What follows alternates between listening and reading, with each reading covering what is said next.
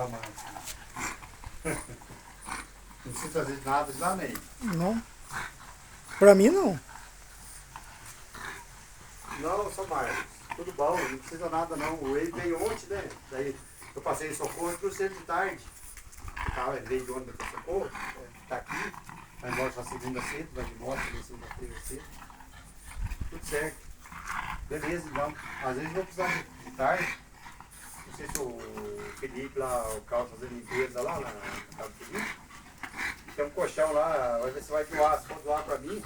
Daí colchão daquele mais grossão, sabe? Casal. Aí nós vamos lá buscar, por favor. Vamos ver se vai doar mesmo ou não.